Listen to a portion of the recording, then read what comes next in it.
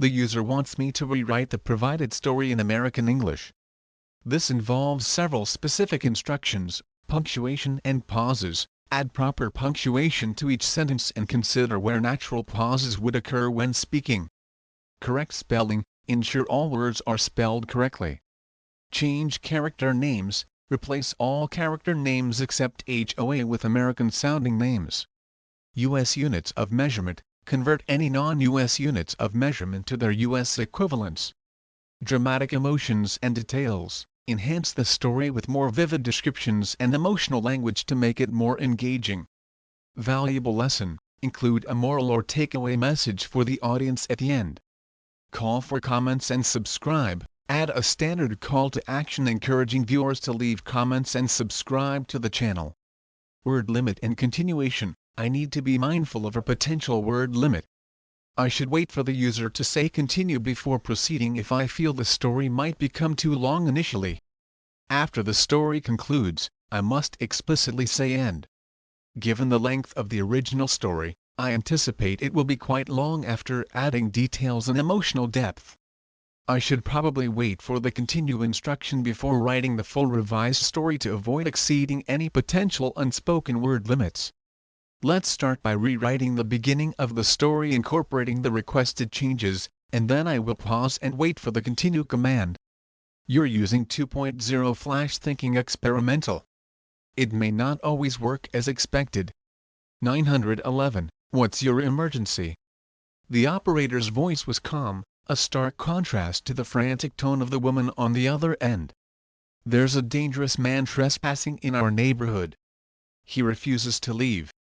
The urgency in her voice was palpable, yet it carried an undercurrent of hearty entitlement that would make even the most seasoned dispatchers roll their eyes. Cut to a tall, broad-shouldered man standing in front of a house, casually scrolling through his phone. His face was an impassive mask, his demeanor utterly calm. This supposed menace? That was me. And the house? Mine. I glanced at my watch. Not even 24 hours had passed since I'd moved in, and already I was dealing with a bogus police report. Fantastic. A few minutes later, the unmistakable wail of police sirens pierced the quiet afternoon air, growing steadily louder as they approached my street. My own officers. This was going to be interesting. Moving to this sleepy little town was supposed to be my fresh start. After years in law enforcement, both military and civilian, I'd finally earned the promotion to chief of police. The town was known for its tranquility, its almost non-existent crime rate. I'd anticipated dealing with minor fender benders and the occasional tipsy patron at O'Malley's pub. What I hadn't factored in was an overzealous homeowners association that seemed to believe they held more power than the actual law. I had barely started unpacking when she arrived, unannounced, like a storm cloud on a sunny day. A woman in her late 50s, short in stature but radiating an almost military-grade command, marched up my driveway as if she owned the very asphalt. She didn't bother with introductions, just stood there, arms crossed, her gaze sweeping over me like a surveillance camera assessing a potential threat. "Can I help you?" I offered with a polite nod. She scoffed, a sound that suggested I was barely worth her time. "You're new here, aren't you?" I set down the box I was carrying, the cardboard rustling slightly in the sudden silence. "Just moved in, that explains it," she declared, pulling out a clipboard with a decisive click of her pen. "I'm Karen, HOA president." Ah, that explained everything. She tilted her head, her eyes narrowing as she surveyed my plain, undecorated yard, as if it were a personal affront.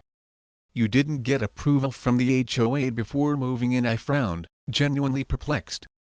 "I bought the house. Why would I need approval?" She exhaled dramatically, the sound laced with exasperation, as if she were dealing with a particularly dense child. "Because we have rules here. We maintain a certain standard. We need to ensure you meet our neighborhood expectations. Right?" I kept my expression neutral, resisting the urge to point out the irony of her unannounced arrival and immediate judgment. "Well, I'm not renting. I own the property, so I don't really need permission." Karen's nostrils flared, a subtle but unmistakable sign of her rising indignation. "Every homeowner must submit a request before moving in, I see," I said, nodding thoughtfully. "And where exactly does it say that in the law?" She stiffened, her eyes darting around as if she were mentally rifling through a mental filing cabinet of HOA bylaws. "It's in the community guidelines." "That's nice," I said with a genuine smile, "but legally, I don't need your approval." Karen's mouth opened and then snapped shut, her eyes narrowing into slits. It was clear she wasn't accustomed to having her authority questioned, let alone outright challenged. "Well," she said after a tense pause, "you'll need to attend our next HOA meeting to discuss compliance." I shook my head, a small, decisive movement. "Not interested." Her eye twitched, a barely perceptible tremor. "Excuse me?" "I don't need to comply with the voluntary association," I explained calmly. "HOA membership wasn't mandatory in my purchase agreement." Karen's face flushed an impressive shade of crimson, the color rising from her neck to her hairline. "You're going to regret that attitude, sir." With that, she spun on her heel, her short frame radiating fury, and stormed off down my driveway. I exhaled, shaking my head in disbelief. Didn't take long to meet the local tyrant. I figured that was the end of it, a brief, unpleasant encounter. I was wrong. Terribly wrong. Because 5 minutes later, she called 911 on me. As I leaned against my pickup truck, waiting for my officers to arrive, I could already picture the sheer ridiculousness of the situation. Karen was across the street, arms crossed over her chest, whispering furiously with another neighbor, their heads bobbing in conspiratorial unison. They glanced at me every few seconds, their expressions a mixture of suspicion and outright hostility, as if I posed an existential threat to their perfectly manicured lawns and carefully curated existences. The wail of the sirens grew louder, closer. I saw 2 squad cars turn into the cul-de-sac, their flashing lights painting strobing patterns on the surrounding houses. The moment they screeched to a halt, Karen practically sprinted toward them, her face a mask of righteous indignation. "Oh, thank goodness, officers. That man is trespassing, and he refuses to leave." The 2 officers, a young man named Officer Miller and a slightly older woman named Officer Rodriguez, stepped out of their vehicles, their expressions a mixture of confusion and professional curiosity. Officer Miller adjusted his belt. Ma'am, you said someone was trespassing?" "Yes." Karen huffed, pointing a dramatic finger in my direction. "He won't leave." Officer Rodriguez looked over at me. I gave her a casual nod, a silent greeting to my future colleagues. Her confusion deepened. "Ma'am," she said slowly, "that's Chief Johnson. Our new boss." Karen's entire face froze, her eyes widening in disbelief. "What?" Officer Rodriguez coughed slightly. "That's the new chief of police, ma'am." Karen slowly turned to face me, her jaw tightening, her eyes narrowed in disbelief and dawning horror. I offered a small wave. "Hey there." For a moment, she just stood there, blinking rapidly, her brain clearly struggling to process this unexpected turn of events. Then, in classic Karen fashion, she doubled down. "I don't care if he's the mayor," she snapped, her voice rising in pitch. "He's breaking HOA rules. Arrest him." Officer Miller sighed, the weariness already evident in his young face. "Ma'am, HOA rules aren't enforceable laws. They're just rules. They are our laws." She shot back, her voice laced with an almost hysterical conviction. "And he is trespassing." Officer Miller turned to me, giving me an almost apologetic look. "Chief?" I smiled, enjoying the unfolding drama. "I'd love to hear what law I broke, Karen." She scoffed, her eyes rolling heavenward. "Unauthorized residency." Officer Rodriguez looked like she was physically restraining herself from laughing. "That's not a law, ma'am." Karen's face was getting redder by the second, the color creeping up her neck and into her cheeks. Then what about loitering?"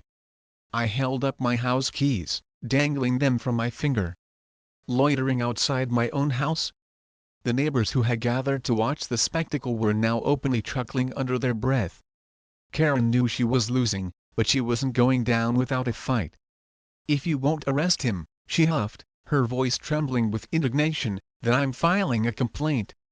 I folded my arms, leaning against my truck with a smug grin. "Be my guest." Officer Miller and Officer Rodriguez exchanged weary glances. "Anything else, ma'am?" Officer Miller asked, his voice laced with polite exhaustion.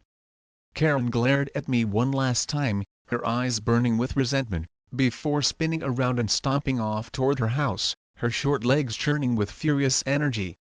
The officers turned back to me, both trying, and failing, not to laugh.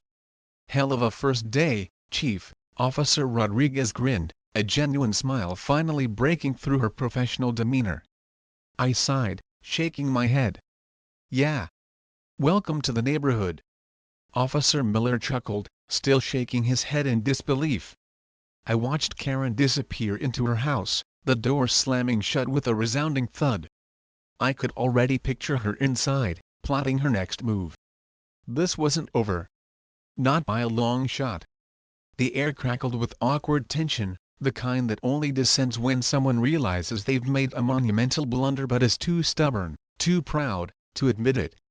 Karen stood frozen on her porch, her lips pressed into a thin, white line, her brain clearly short-circuiting as it tried to compute the reality of the situation. I was the new chief of police. The chief. The very person she had just tried to have arrested. A light chuckle escaped Officer Rodriguez. Officer Miller shot her a warning glance, but I could see the amusement dancing in his eyes as well. They were both enjoying this way too much. Karen's face flushed an even more impressive shade of crimson, if that was even possible. But she wasn't one to back down, not Karen. She took a deep, shuddering breath, squared her shoulders, and did what Karens do best, she doubled down. "I don't care who he is," she declared, her voice tight with indignation. "If he wants to live here, he must obey HOA regulations." Officer Miller sighed, running a hand through his hair. "Ma'am, as we've explained before, HOA rules are not actual laws." Karen scoffed, looking at him as if he had just suggested the earth was flat. "There are laws," she argued, her voice rising in desperation. "They exist to protect the character of the neighborhood." I raised an eyebrow, genuinely curious now. "And which law, exactly, did I break?" Karen's eyes flickered around like a malfunctioning slot machine, desperately searching for any infraction, any justification for her actions. She found nothing. Well, he's loitering." She finally blurted out, the accusation sounding weak even to her own ears. I held up my house keys again, letting them jingle slightly. "Loitering outside my own house?" A murmur of laughter rippled through the small crowd of neighbors that had gathered, drawn by the flashing lights and the escalating drama. More people had emerged from their homes, their curiosity piqued by the commotion. Karen's jaw clenched, but she refused to relinquish her grip on this ridiculous charade. "If the police won't handle it," she declared, her voice trembling with self-righteous fury, "then I'll personally file a report at the station." Officer Rodriguez raised a skeptical eyebrow. "You want to go down to the station to file a report against the chief of police?" Karen's nostrils flared. "Yes." Officer Miller sighed again, rubbing the bridge of his nose with a weary gesture. "Ma'am, with all due respect, that's not how this works. I demand a supervisor," she snapped, her voice reaching a fever pitch. I smiled, stepping forward slightly. "You're talking to him." Karen blinked rapidly, like a computer about to overheat. "Then I want to speak to your supervisor," she countered, her voice laced with a desperate hope. Officer Miller exhaled, looking like he was reconsidering all of his life choices. "That would be the mayor, ma'am," Karen sniffed, crossing her arms defiantly. "Then I'll be calling him next." I chuckled, a genuine, amused sound. "Please do. He's the one who hired me." That was the final nail in the coffin. The last frayed string of her argument snapped, leaving her with nothing but wounded pride and a crowd of thoroughly entertained neighbors. For a fleeting second, I thought she might actually admit she was wrong, that a sliver of self-awareness might finally break through her delusion. But no. Instead, she pivoted. "Well," she huffed, brushing invisible dust off her sleeve with a dismissive flick of her wrist, "we'll just have to discuss this further at the next HOA meeting." I smiled, a wide, genuine smile that I knew would infuriate her even further. "I won't be attending." Karen gasped, as if I had just insulted her entire lineage. "Excuse me?" "I don't have to," I said casually, shrugging. "HOA membership isn't mandatory for me." The neighbors whispered amongst themselves, some looking surprised, as if they had just learned a forbidden secret, others looking downright intrigued. Karen's eye twitched again, the tick more pronounced this time. "Everyone in this neighborhood follows the rules." I shrugged again. "Not legally enforceable ones." For the first time, a flicker of doubt crossed Karen's face. Her grip on power depended on people believing she was in control, that her rules held actual weight. If people started questioning that, if they started challenging her authority, that's when the whole carefully constructed system would crumble. She opened her mouth to respond, to launch another tirade, but before she could, Officer Miller, still on the clock, cleared his throat. "Well, Chief," he said, fighting back a smirk, "I think it's safe to say there's no actual crime happening here." "Nope," I agreed, shaking my head. "Just a misunderstanding." Karen bristled, her face contorted with fury. "This is far from over," she declared, her voice tight with menace. She turned on her heel and stormed off toward her house, her short, furious strides eating up the sidewalk. I exhaled, a long, slow release of breath. Well, that was fun. Officer Rodriguez chuckled, shaking her head in amusement. "Welcome to the neighborhood, Chief." As the officers got back into their cars, the small crowd of neighbors began to mingle, buzzing with excitement and discussing the unbelievable events that had just unfolded. A man in his late 40s, wearing a faded hoodie and holding a steaming cup of coffee, walked up to me, a wide grin on his face. "Dude," he said, shaking his head in disbelief, "that was the funniest thing I've ever seen." I grinned back. "Is she always like this?" "Oh, worse," he said, taking a sip of his coffee. "She's been terrorizing the neighborhood for years." A woman standing next to him chimed in, her voice laced with years of suppressed frustration. "We all just go along with it because it's easier. She finds people for the dumbest stuff." "Yeah," the man added, rolling his eyes. "Like my mailbox was 2 inches too tall." I frowned. "She find you over a mailbox?" "Oh yeah," he laughed, a dry, humorless sound. "She made me change it. Cost me $300. I shook my head in disbelief. "She can't legally enforce those fines, you know." The neighbors looked at each other, a spark of curiosity igniting in their eyes. "What do you mean?" the woman asked. I folded my arms, leaning back against my truck. "An HOA can only enforce fines if it's explicitly stated in the contract you sign when you buy the house. If it wasn't in your original purchase agreement, they can't force you to pay." A long silence followed, the weight of my words sinking in weight. The hoodie guy said slowly, his eyes widening with dawning realization. "Are you telling me I didn't actually have to pay that?" "Yep." His expression darkened, a slow burn of anger replacing the amusement. "Oh, hell no." Karen had been ruling over this little corner of suburbia like a queen with unchecked power, and nobody had ever dared to question her reign. Until now. A slow, mischievous smile spread across my face. "Tell me something," I said, addressing the small group that had gathered. "How many people here have paid fines to the HOA?"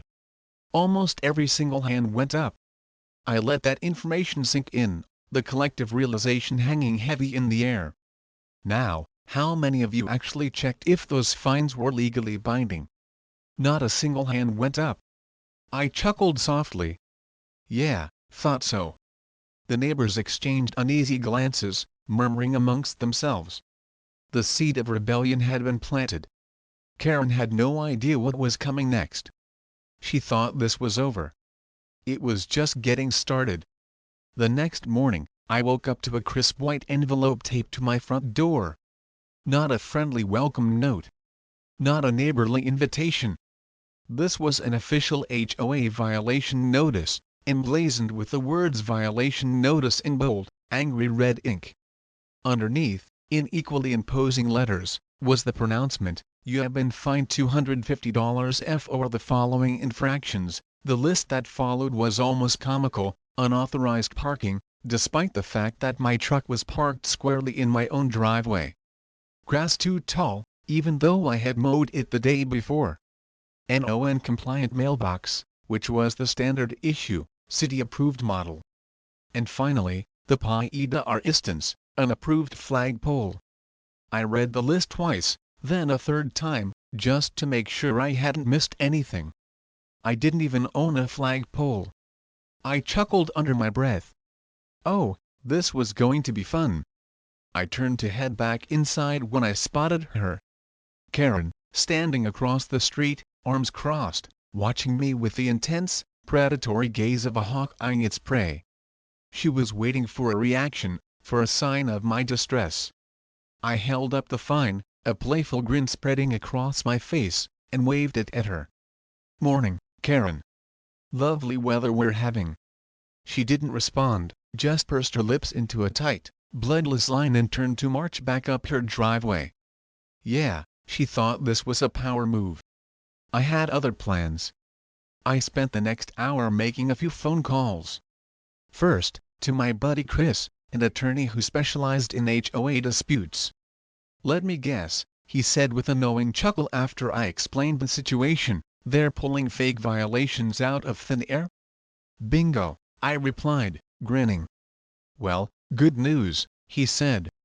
"If you didn't sign an agreement making you subject to their fines, they legally can't enforce anything." "That's what I figured," I said. "Send me the fine," Chris requested. "Let's have some fun with this." After that, I called a local building inspector, someone I'd worked with in my previous jurisdiction, and asked him to swing by and take a look at the so-called violations on my property.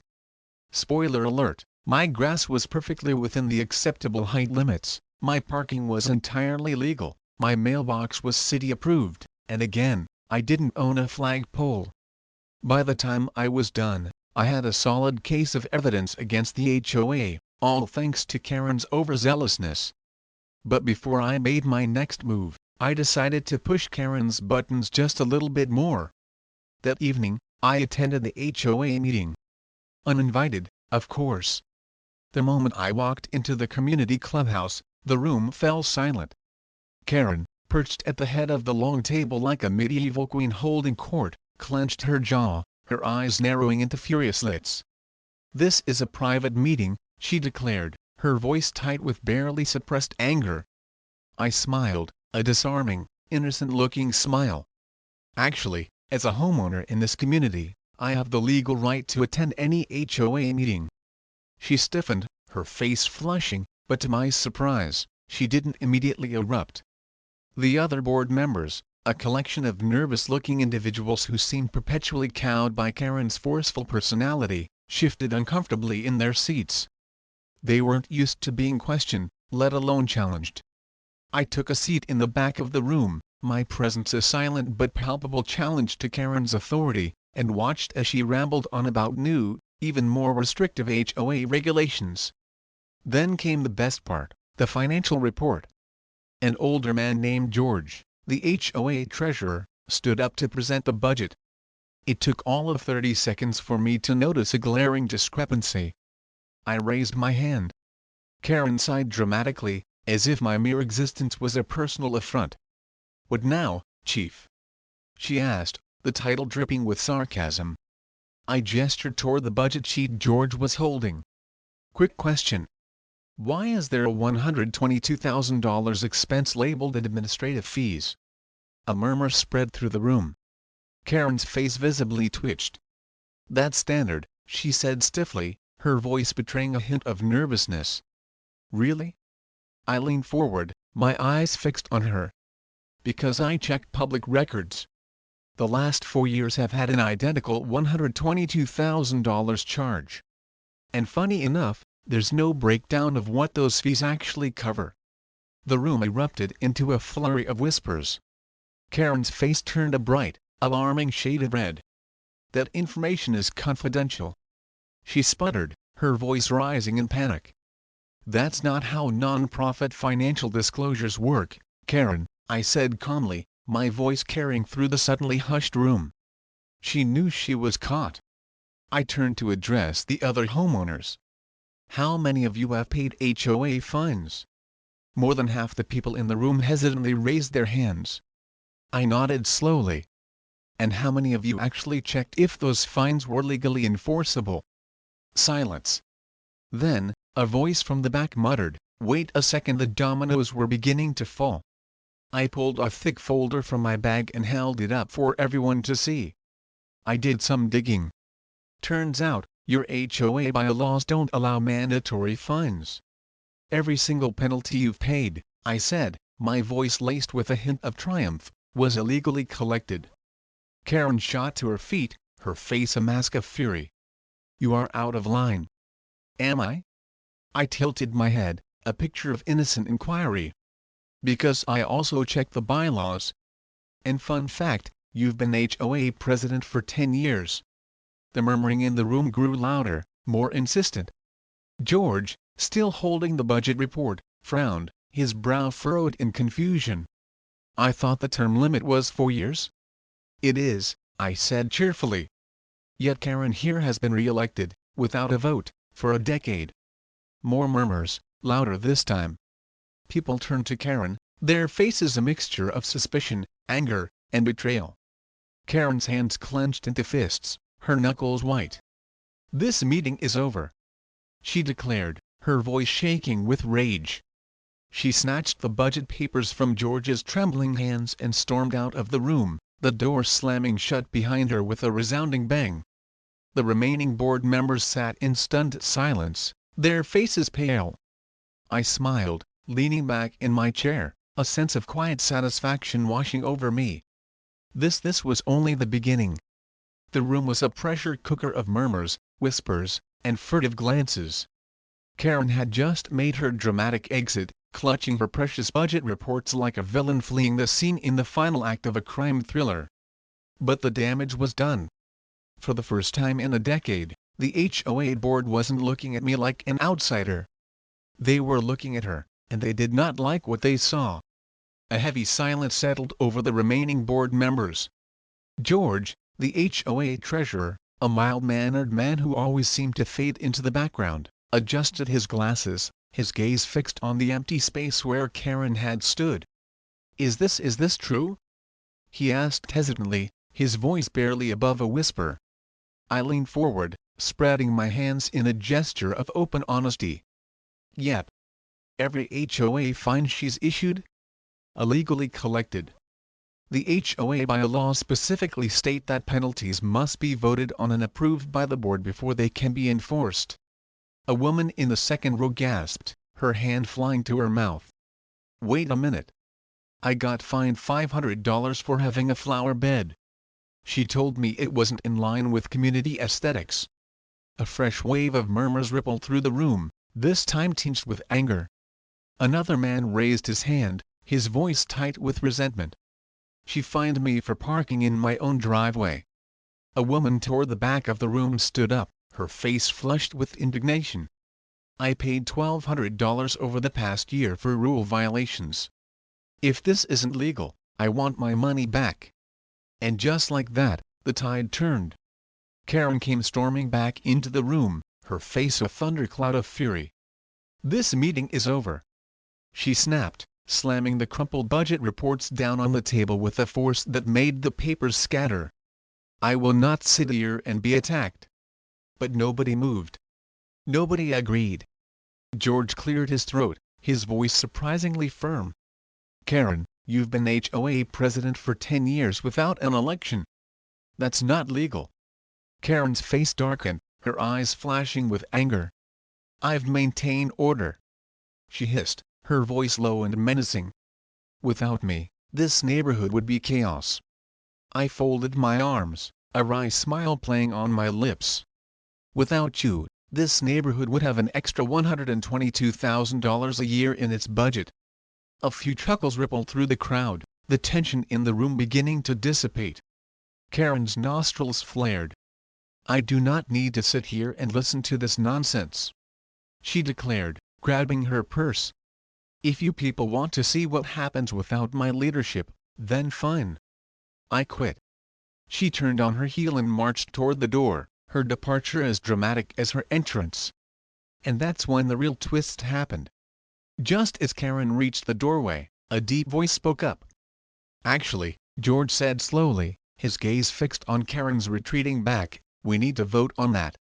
Karen froze in her tracks, her hand on the doorknob. She turned, her face a mask of bewildered fury. "What?" George stood up, adjusting his tie with a newfound air of authority. "You're still technically president, which means you have to formally resign on a recorded vote."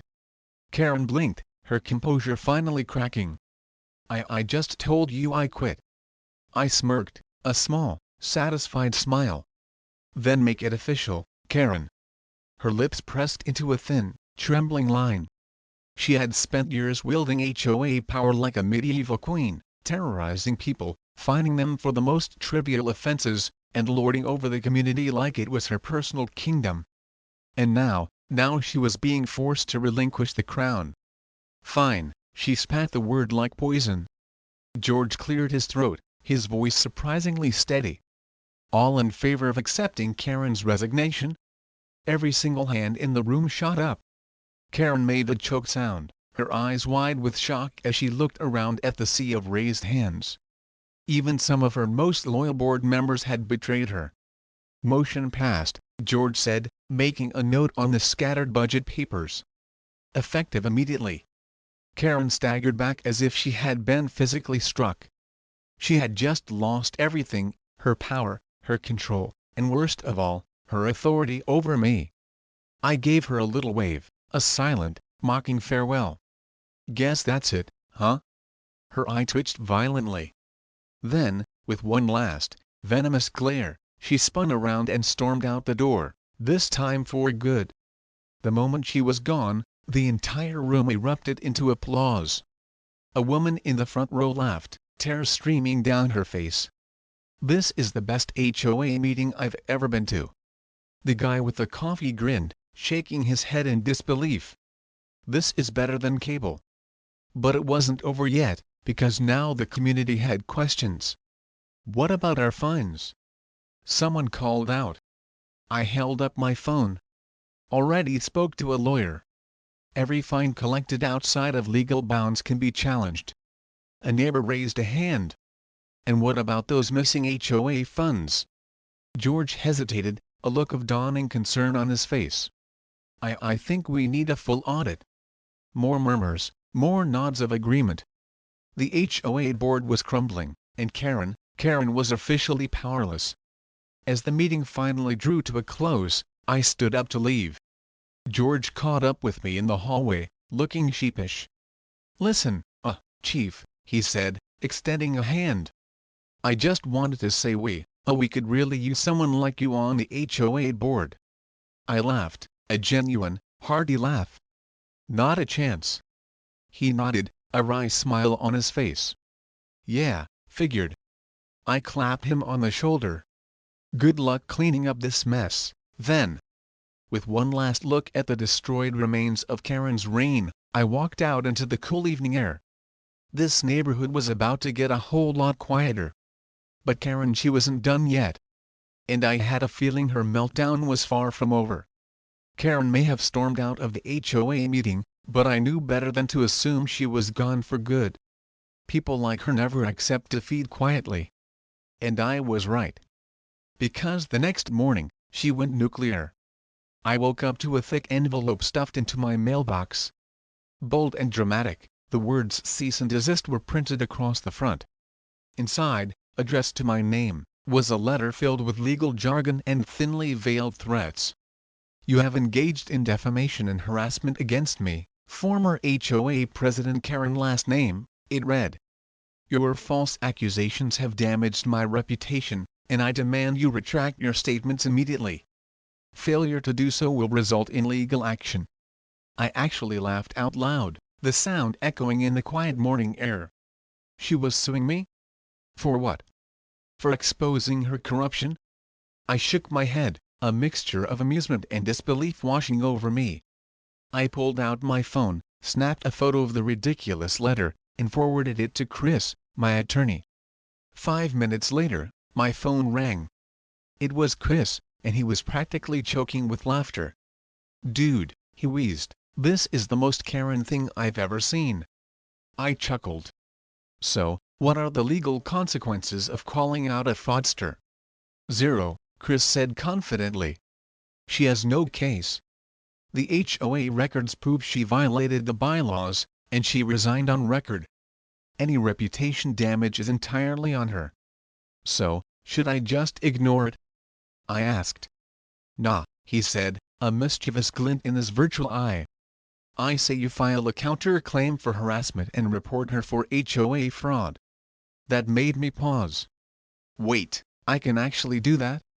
Oh, absolutely, he confirmed. We can submit a formal complaint with the state's HOA regulatory board and request a full forensic audit.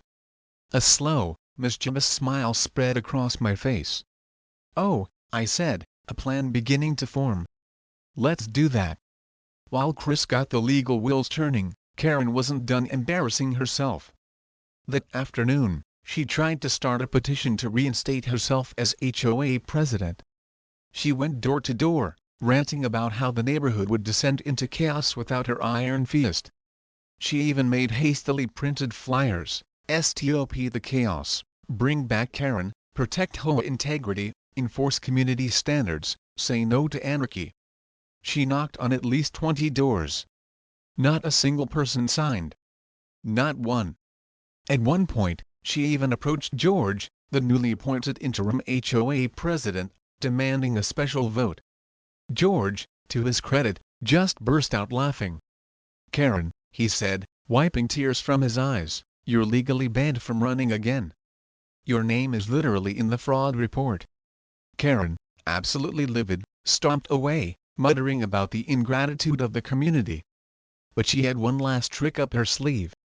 3 days later, I got a call from Officer Miller.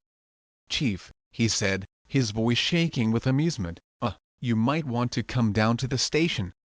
I frowned, a sense of foreboding mixed with morbid curiosity washing over me. Why? Karen's here, he said, chuckling. She's trying to file criminal charges against you. I blinked, genuinely surprised. For what? Officer Miller coughed, trying to suppress his laughter. She says you engaged in racketeering, theft, and conspiracy against the HOA. I stared at my phone for a moment, speechless. Then I sighed. All right, I said, resigning myself to the absurdity of the situation. I'll be there in 10. When I arrived at the station, Karen was sitting at the front desk, arms crossed, a look of righteous fury etched on her face. She glowered at Officer Rodriguez, who was struggling to maintain a professional demeanor. The moment Karen saw me, she shot to her feet, her eyes blazing. There he is! She barked, pointing a dramatic finger in my direction. That's the man who destroyed this neighborhood. I sighed, running a hand through my hair. Karen, what exactly are you accusing me of? She jabbed her finger at me again, her voice rising in pitch. You orchestrated a criminal coup to take over the HOA. I blinked, momentarily taken aback by the sheer audacity of the accusation. A coup? Yes. You illegally overthrew my presidency. I turned to Officer Rodriguez, a bewildered look on my face. Is that a real crime? Officer Rodriguez tried, and failed, to keep a straight face. No, Chief. That's not a thing. Karen huffed, her cheeks flushing. Then what about racketeering? Officer Miller, who had joined us, folded his arms, a hint of amusement in his eyes. Do you even know what that means, ma'am? Karen faltered, her brow furrowing in confusion. It means organized crime. I snorted, unable to contain my laughter. So, you think I'm running a mob operation against an HOA? Karen's eye twitched again, more violently this time. Yes. At that point, Officer Rodriguez lost it. She bent over the front desk, wheezing with laughter. Officer Miller was shaking with silent mirth, and even the desk sergeant was covering his mouth with his hand, his shoulders quivering. Karen's face turned a bright, alarming shade of red. "You're all in on it," she accused, spinning around to glare at the officers. "This whole police force is corrupt." Officer Miller wiped a tear from his eye. "Karen, go home." She glared at me one last time, her eyes burning with resentment, before storming out the front door of the police station, her exit as dramatic and self-righteous as ever. I turned to Officer Rodriguez, a grin on my face. "Did you get all that on camera?" She grinned back. "Yep. Every glorious, delusional second." I laughed. "Send it to Chris. I have a feeling it'll be useful." Karen finally disappeared after that, thankfully. Turns out, the forensic audit uncovered years of misused HOA funds. She had been systematically pocketing thousands of dollars through those mysterious administrative fees, overcharging residents for frivolous violations, and even using HOA money for personal expenses. In the end, she was forced to pay back over $30,000. And when she couldn't, the state seized her assets, including her house. That's right. Karen was evicted from her own self-proclaimed kingdom. And the best part? The HOA board, now under the sensible leadership of George, used her recovered funds to refund the residents she had so shamelessly scammed. Months later, I was grabbing a coffee at the local mall when I spotted a familiar face. Karen. She was wearing a security guard uniform, standing stiffly at the entrance of a department store. She saw me, our eyes met, and I gave her a small, polite wave. Her jaw clenched so hard I thought she might crack a tooth. Then, she turned away, pretending not to see me. I took a sip of my coffee, a wide, satisfied grin spreading across my face. Poetic justice. Karen called the cops on me, and in the end, she got taken down by the law. 3 months later, the neighborhood was almost unrecognizable. Not because of any drastic physical changes, but because for the first time in a decade, people were actually happy. No more Karen lurking around with her clipboard, waiting to ambush residents over the most ridiculous violations. No more petty fines for mailbox heights, flag poles, or the supposedly unsanctioned color of a front door. No more fear. And the best part? The new HOA president, George, had completely restructured the association, making membership voluntary and all fines subject to legal review. Karen's reign of terror was officially dead. But that didn't mean she was done humiliating herself.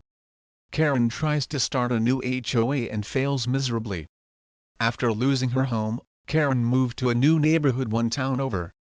And within 2 weeks, she tried to pull the same stunt. She printed flyers, knocked on doors with an almost manic energy, and held a community interest meeting at the local library. She even declared herself president before a single vote was cast. But there was one tiny problem: the new neighborhood already knew who she was. Thanks to a viral video of her epic HOA meltdown at the police station, her entire history was public knowledge. Residents refused to join her little power trip.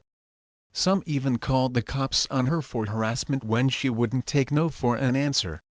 She was banned from at least 3 neighborhood Facebook groups before she finally, reluctantly, gave up. HOA refunds begin, and the community celebrates. Back in my neighborhood, things were better than ever. Thanks to the forensic audit, the HOA was able to recover over $30,000 from Karen's fraudulent accounts. Instead of hoarding the money, George announced that it would be used to refund homeowners who had been illegally fined. A big HOA-wide barbecue party was held in the park to celebrate. Someone even made a pie toy shaped like Karen's infamous clipboard. I took one solid swing at it, purely for cathartic purposes. It exploded into pieces, and the crowd roared with laughter and applause. Karen's new job, the ultimate poetic justice. A few months later, I was grabbing coffee at the mall when I saw her again. Karen, wearing a slightly rumpled mall security uniform, stood at the entrance of a department store, looking utterly miserable. I almost didn't recognize her at first. Her once pristine, perfectly ironed outfits had been replaced with a drab polyester security vest. Her signature clipboard was gone, replaced by a crackling walkie-talkie. She stared blankly at a group of teenagers loitering near the food court. The irony was delicious. She finally got what she always craved, a position of authority. Except now, nobody feared her. Nobody respected her. She was just another rent-a-cop in a job she probably hated. I couldn't resist. As I walked by, I gave her a small, polite wave. Our eyes met, her jaw clenched so tight I thought she might actually break a tooth, and then she turned away, pretending she didn't see me. I smiled. That was enough. The final nail in the coffin. Months later, I got one last update. Apparently, Karen tried one last desperate move.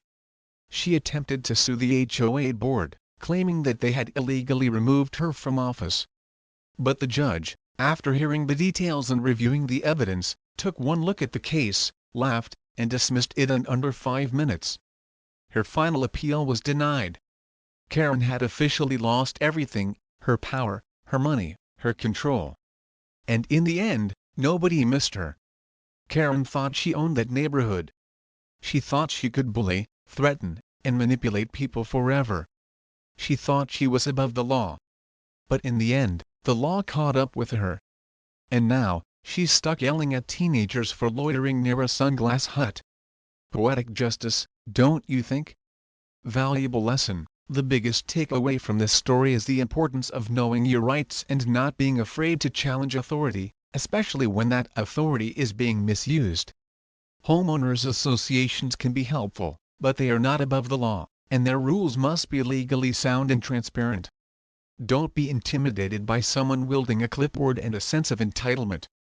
A little research and a willingness to stand up for yourself can go a long way in protecting your rights and your peace of mind. Now, let me ask you something. Have you ever dealt with a Karen like this, or even worse, have you had a nightmare HOA experience of your own? Drop your craziest HOA or Karen story in the comments below. And if you enjoyed this takedown, make sure to like this video, subscribe to the channel, and hit that notification bell for more crazy stories just like this one. Because trust me, there are plenty more out there.